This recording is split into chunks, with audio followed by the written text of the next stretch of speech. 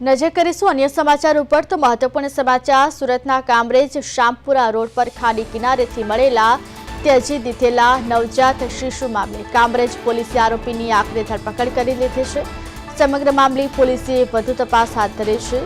સાવકા પિતાએ પ્રસૂતિ બાદ પોતાનું પાપ છુપાવવા બાળકને ફેંકી દીધું હોવાનો ખુલાસો થયો છે। દીકરી 14 વર્ષની હતી ત્યારથી નરાધમ દુષ્કર્મ આચરતો હતો। પોલીસે માનવ વધ તેમજ પોક્સો એક્ટ હેઠળ ગુનો નોંધ્યો છે। ગુનો નોંધી વધુ તપાસ હાથ ધરી છે। આરોપી નરાધમને જેલના સ્થળિયા પાછળ ધકેલી દીધો છે। 2 દિવસ અગાઉ કામરેજ શામપુરા રોડ પર આવેલી ડેરા ખાડી નજીકથી એક ત્યજી દીધેલું નવજાત મળી આવ્યું હતું। ત્યારબાદ તપાસ કરવામાં આવી રહી હતી। ઝડપાયેલા આરોપી મૂળ સૌરાષ્ટ્રના અમરેલી જિલ્લાનો રહેવાસી છે। કામરેજ વિસ્તારમાં રહેતો હતો। ભોગ બનનાર યુવતી જ્યારે 4 વર્ષની હતી ત્યારે તેના માતા આ નરાધમ સાથે રહેવા આવી હતી। ત્યારબાદ આ નરાધમ થકી ભોગ બનનાર યુવતીની માતાને 2 બાળકો થયા હતા। ભોગ બનનાર યુવતી જ્યારે 9 વર્ષની હતી ત્યારે તેની માતા નરાધમને મૂકી અન્ય યુવક સાથે ભાગી ગઈ હતી। ત્યારે કામરેજમાં નવજાત શિશુ ફેંકનાર સાવકો બાપ ઝડપાયો છે। કામરેજ શામપુરા રોડ પર નવજાત શિશુ મળી આવ્યું હતું। આ સમગ્ર મામલામાં પોલીસે 2 જ દિવસમાં આરોપીની ધરપકડ કરી છે। 14 વર્ષની દીકરી સાથે વર્ષો સુધી દુષ્કર્મ આચર્યું હતું। પોલીસે ગુનો નોંધી વધુ તપાસ હાથ ધરી છે।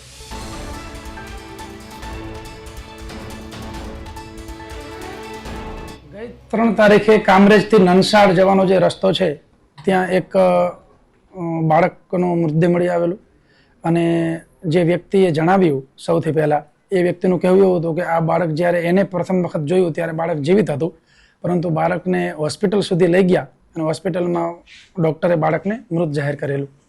આ જન્મજાત બાળક હતું અને ખૂબ ગંભીર ઘટના હતી, એટલે અમારી જે ટીમ છે એને ખાસ સૂચના આપવામાં આવેલી ડિટેક્ટ કરવા માટે। અને જ્યારે આ બાળક જે છે એ નવજાત બાળક શરૂઆતમાં જીવિત હતું અને ત્યારબાદ મૃત્યુ એટલે શાહઅપરાધ મનુષ્ય વધનો ગુનો દાખલ કરી અને આરોપીની શોધખોળ કરવામાં આવેલી। આ બાબતે આરોપીની અમે જ્યારે પકડમાં લીધા ત્યારે ગંભીર ઘટના એ બાબતની ધ્યાનમાં આવી કે જે આરોપી છે એ આ ઘટનાના જે વિક્ટીમ છે એ વિક્ટીમ દીકરીના પાલક પિતા છે અને દીકરી જ્યારે 14-15 વર્ષની હતી ત્યારથી અત્યાર સુધી એનું શારીરિક શોષણ કરતા આવેલ છે। એટલે એ બાબતમાં દીકરીની અન્ય ફરિયાદ લઈ અને બળાત્કાર અને પોક્સો મુજબનો ગુનો દાખલ કરી આરોપીની ધરપકડ કરવામાં આવેલી છે।